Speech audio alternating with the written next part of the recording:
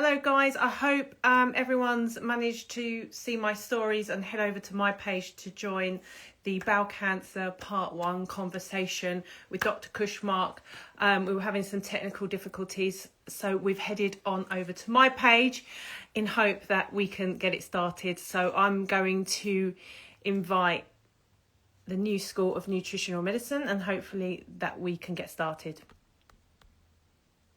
Bear with me while I do that.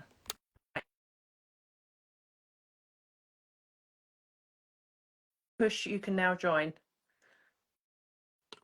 So you just need to accept my invite. Hi everyone that's joining. Hi Linda, nice to see you there. Thanks for joining. Here we go. All systems go. Can you see me, Nesh? I can hear you. I cannot see you yet. I'm hoping you're Yeah. Oh. I don't know if anyone else can see Khush. Or at the moment, all I can see is an icon. So if anyone else can see Khush, please let me know in the comments. Can you see me, Khush? I can see you. David, can you see Khush?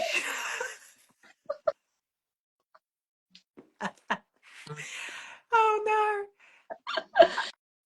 I cannot see Khush at all. So if anyone let me know if they could. No. So Linda's saying she can't see you. Can't see her. That might be no. a good thing, Nesh, that you can't see me. Can only see Nesh, says Omar. So have you got any privacy settings set on there that you know of? So the camera, look. I've got to turn it around this way. Yeah, how do I do that? thanks everyone for being so patient. These things can be a little bit complicated sometimes, but we just there we go. She's there. Oh my goodness. Thank you, everybody. Thank you So for your patience. we've had to just swap it around, so that's fine. I'm glad everyone's joining. Great, thank you. So I can't see, shall we just, where is Khush? Can you not see me now? Yeah. Victoria can. I think everyone will be able to see Khush now. Yes. Excellent. Yes. Give us yes, everyone can see. Yep. Getting lots of yeses. Brilliant. Excellent. Brilliant. We've made it. Yeah. Well done, us. Yes. See, this is where the whole coaching helps, because otherwise I'd be just faffing This now. is the coaching, and I'm like, it's fine. We'll get there when we get there. Excellent. And this is all part of the journey. So Excellent. obviously the comments are going to be over on your face rather than mine, because if we'd have done it the other way, I would have been down where you are. Okay. And vice versa. So what I'll do, Nesh, I will let you know if there's any questions. But I thought, the best way would be, first of all, to just thank you everybody for joining and being so patient.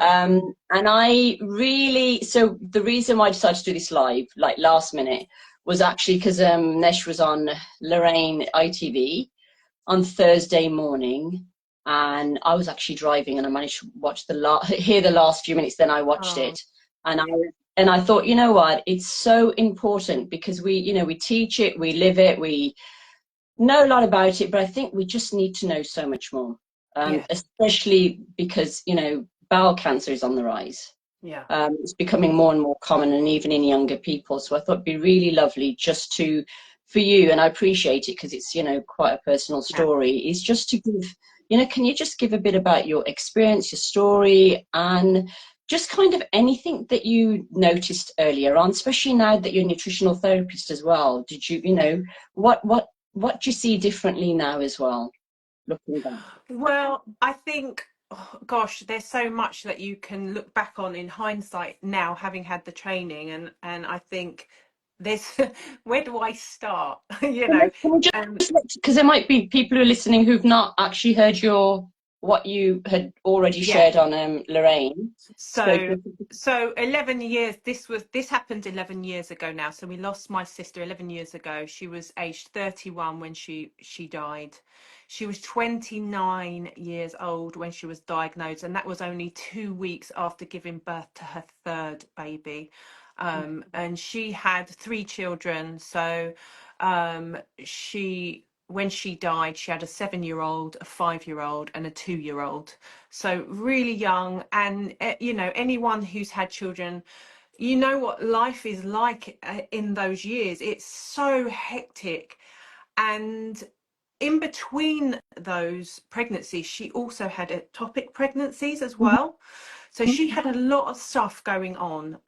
And I think there were symptoms when you look back. Like I spoke about the fact that she used to always kind of use up lots of toilet paper, and we used to joke about her like blocking up the toilet. Or she'd always say she had like a stomach ache whenever she ate sort of oranges or anything. It was just, it seemed that there was like this link between citrus foods, and it would just trigger her stomach. And you know, we started to think, oh, has she got an ulcer? Is it constipation? But then she went to the doctors, and they quite often, well, it was the main bleed that she had after her second her second child. So that was about 3 years, 2 years before her diagnosis, and she had a really heavy bleed. And she rang me up, and I straight away thought, this doesn't sound right. This bleed to me doesn't sound right, because she was like, there's so much blood. So she went to the doctors, and I think they put it down to piles and childbirth. But my mum reminded me after my interview. Sorry, her bleed Go was on. not, it was from the bowels. Yeah, so yeah. Well, she couldn't quite tell that she was confused, but she said when she wiped, there was blood, and there was lots of blood in the toilet.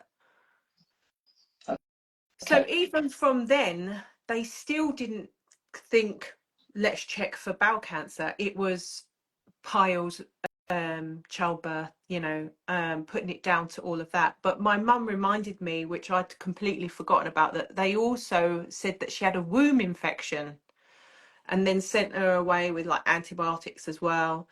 So there was no investigating, really. There was no like, let's go and let's get you checked. Let's, you know, look into this. It was just very much, let's try write this prescription and see how that works. But what happened, it just, when she then had her third baby, it was really rapid. Her symptoms just was so rapid, in the sense that she was just in absolute agony, not being able to go to the toilet at all, go for a poo or pass wind.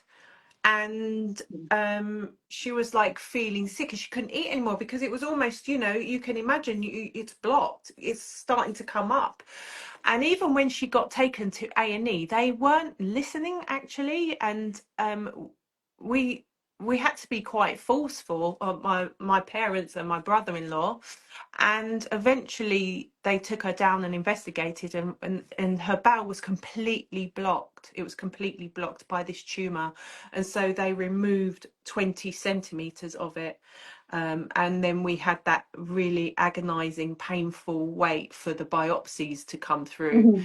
And the whole time we were saying, oh, it just might be through pregnancies, the bowels got twisted, or, you know, we were just clinging on to so much hope. But really deep down, I think we all kind of knew that this was serious, really. And yeah, then she was diagnosed with stage 4 bowel cancer. And she was put on a chemotherapy treatment for that first year. She had a stoma bag as well at that point then. So obviously she had to deal with that, on top of having a family and a newborn, and going through chemo and having that. So she went through so much in that year, but it was tablet form. Okay. And we were so hopeful, and she was doing really well. and then it came to the end of the treatment, and she had a PET scan. And I remember, like, everyone was really happy because they were like, "You're cancer free." You know, it was just like, "You're cancer free. Go and enjoy your life." And I Yeah. remember we went out for dinner to celebrate, and then she went on a holiday to celebrate, and How soon and after was that, Nesh, after the baby? sorry, say that again, Kush. How soon after was it, after the baby, that they went on holiday, she was cleared from the cancer? So so it was really from the diagnosis, which was in the November of 2011. She then went on holiday in the August of 2012. Okay. Okay, so within six And months. yeah, it was really quite quick. And she was like, I remember we were like really just doing stuff in between her treatment, trying to keep things really normal. She was so amazing. And she also in that time celebrated her 30th birthday, and we had an amazing surprise party for her. She looked incredible. She came, she was rocking her outfit with a colostomy bag. She was just Yeah. incredible. Like, Yeah. she just really, we've got that memory, was so wonderful. I'm so grateful that we had that moment. But little did we know, she was not cancer free. And she went on holiday. When she came back, she kept saying she had this backache, like this Hmm. dull ache. Yeah. And we kept saying, "Oh no, it's probably just the body adjusting," but equally inside feeling slightly panicked. So they decided to do a biopsy, and in the womb, and because she was saying she was getting pains in the sort of ovaries, in that area. So she went on holiday, came back, and then they decided to do some biopsies. And basically, from them biopsies, they couldn't get a clear mark where there were no cancer cells. Okay. So they made the decision to then give her a full hysterectomy, because and they did that, and basically it came back that there was cancer in all of her organs, in her reproductive organs. And from then she never really recovered, because then what happened, the tumors then spread to the small intestines, Yeah. and so she couldn't eat, and then she was fed intravenously, and then that was a whole nother, she just wasn't, that's just not living, it's just, that was not life. Did she She have, was more sorry, Nesh? afraid to live like that than to survive. Did she have treatment then, Nesh, or no? Did they stop the treatment by then? They gave her treatment, they gave Okay. her chemo, Okay. but it was Okay. just she never recovered from the hysterectomy to Okay. then start the Yeah. treatment. And she did, I can't remember how many rounds, but she just never really got the chance to recover from that hysterectomy.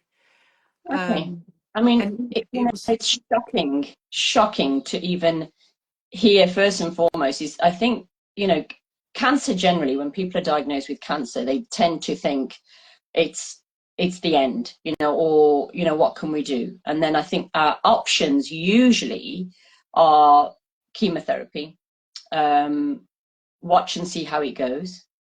And I think for your sister as well, I'm really interested in also knowing, and because you had mentioned this also on the Lorraine, did she, as a child growing up, did she have any gut issues? Any, when you look back, well before she fell pregnant the first time? Because I mean, I work with my background. You shared it briefly in the story. My background is my PhDs in cancer research, but it's incredibly mainstream cancer research, and we look at it from the perspective that it's a sort of a genetic thing. And I really don't believe, especially now with the research, that it's just a genetic thing, that it's actually also mitochondrial, it's metabolic. We talk about inflammation. There's so many factors that we can look for now before, even before bowel cancer is even picked up. yeah, And I know, like, now I'm at that age now where I get the NHS, stool test for bowel cancer. And you send off a stool sample, and I don't know how many people who are watching have done this. So you send off a stool sample, And then they come back with it was all clear. And what it's clear from is blood in the stools. But the thing is, we don't want to wait until there's blood in the stools. Yeah. Now, my question would be, because there's loads of, like, so do you want to share about the signs to watch out for? Have you been, told that? Do you know what to look out for bowel cancer? Well, I mean, basically symptom-wise is change in bowel habits, fatigue, weight loss, blood in stools. So they are like, that is kind of like a blanket, I feel like, for bowel cancer. But for me, what frustrates me about that, although yes, they are, that's you saying I've got bowel cancer. Like, so look out for those symptoms, but we need to reverse back way before that, because once we get to that point, it's not an easy situation to terrain to be trying to work through. But yeah, so I mean, that's what would you say, Khush? On the same page, I think. I think the biggest one is also people who tend to have gut issues, for example, bloating, and they have constipation, or they have anemia that's ongoing, unexplained anemia. I think the other one is where they have, sometimes they don't have to have the fatigue. They tend to have the fatigue if they have the anemia with it. And I think also anybody who has IBD, so Crohn's disease, ulcerative colitis, celiac disease, those are usually also signs of, they should be getting tested regularly. So, because I think, the gut is the gateway. But did your sister have any other symptoms before she was diagnosed, before she had her first child or after she had her first child, in between? So she started developing allergies at age 7 to certain foods, like soft fruits, nuts. And she was very much, she had like ears, nose and throat issues. She had like adenoids, grommets put in, adenoids removed. So very much that was the picture, asthmatic. And I think, she really suffered. She ended up having an EpiPen for nuts. So for me, I feel like something was going on from there. So she developed the allergies. She didn't have them when she was like at the age of 1, 2, 3. What? No, that suddenly came on around the age of 7, I think. Okay. So that would also indicate something's going on with the gut. Yes, totally. If you have allergies very early on, while your immune system is still developing, the immunity, and I mean, we've got 80%, up to 80% of our they say up to 80% of the immune system is in our gut. Yeah. So while that's developing, you want to nourish your baby, nourish your children as well as possible to actually, sort of develop that immunity, develop the gut. And I think if you develop that later on, then something was going on. And these are all, symptoms that you said it beautifully, didn't you? On the, what you say, it's like an orchestra, it's like out of tune. Like an orchestra, yeah. And if something's just slightly out of tune or out of time, you really notice it. And that's the thing that worries me. Sorry, Khush. I was just going to say, did she use her EpiPen? Did she ever have moments where she needed her EpiPen? I don't think so. I can't remember. I don't think so. There'd be episodes where she'd panic and think she'd been exposed, but I think it was more that she was having a panic attack rather than an anaphylactic. Yeah, I don't remember us ever getting to that point. Okay. But she was always a real warrior as well. So, like, I think about the anxious child as well. For me, just thinking now, learning and understanding about methylation and things like that. Was there like other things going on in her DNA, that suggested that? And just, I can remember when there was the swine flu or one of those flus, she was so panicked.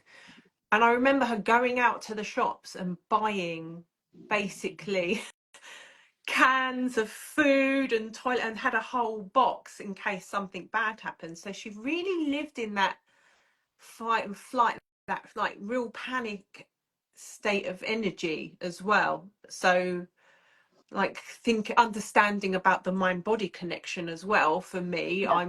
I was thinking that was a picture that could have been indicative of something, or like just something to address in terms Yeah. of, yeah. And I think, you know what, and we could do that as part two, because I think we could, today I wanted to really focus on what did your, you know, what your Yeah. sister experienced. And normally we always say, you know, we go back, we look at the timeline. Yeah. What's happened through the timeline from preconception, you know, we look at the mother's nutrition, the time in the womb to the present day. But also going back, you know, just talking, when I did my, you know, when I was doing cancer research, it was the belief, and it still is the belief in I think most traditional medicine, that cancer is more a genetic disease. Mm-hmm. So we have, you know, we've got cell, and cancer is basically, for those who are listening and not sure, but cancer is basically cells that are just growing and they've lost their boundaries. They've kind of, they're just growing and growing. And so the belief was, and even when I was doing my PhD, that we have these, what we call proto-oncogenes, which are genes. You've got what we call tumor suppressor genes. Very simple, and this is the way my PhD was based. You've got the tumor suppressor genes, and you've got the oncogenes. The tumor suppressor genes are like the brake pedal, so that kind of slows down the cells, stops them growing. And then you've got the gas pedal, which is your oncogenes, which keeps the cells growing. So somewhere between the two, the belief is that one or the other loses it. There's a DNA mutation and it loses that regulation. Yeah. So either there's the foot's taken off the brake pedal, or the other foot's on the gas pedal all the time. Yeah. So then you get this dysregulation of growth. And the way, you know, again, mainstream medicine, the way we look at it is we see it as cancer, and this cancer is, we target the cancer, and all we focus on is the cancer. Yeah. So we're focusing on the disease. And I'm not against chemotherapy. This is, you know, it's a very personal choice, especially when you're young and you know, it's spread and it's aggressive. But what we don't address is the person, the train that's grown the cancer. Yeah. Why are we not questioning what's caused it in the first place? And I'm not saying there's one cause and we'll know the cause, but why are we not looking beyond that?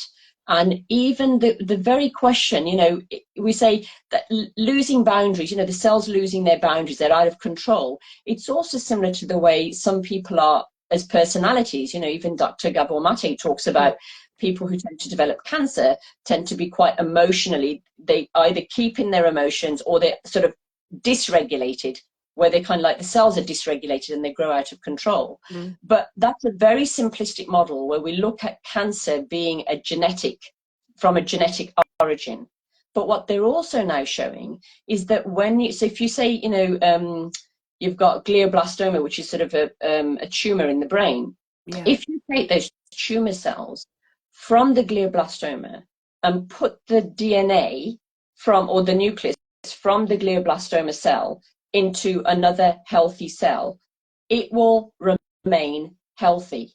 But if you take the mitochondria from that glioblastoma, that cancer cell, and put it into a healthy cell, it turns cancerous.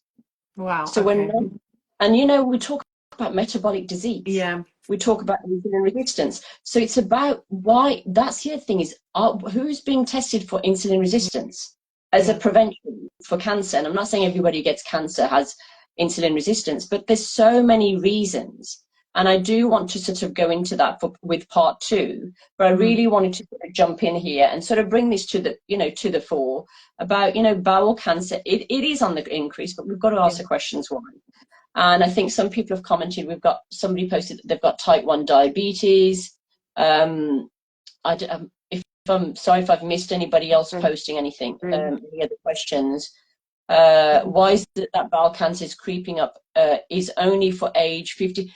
No idea. It's a great question. So the question is, Nesh, why is it that bowel cancer is actually only for people 50 plus and not younger, the testing? Yeah. And we will, I think it's Renate, we will talk about that in part 2, because I really want to go into how we look at it from a functional nutritional perspective, the test that we look at. Yeah.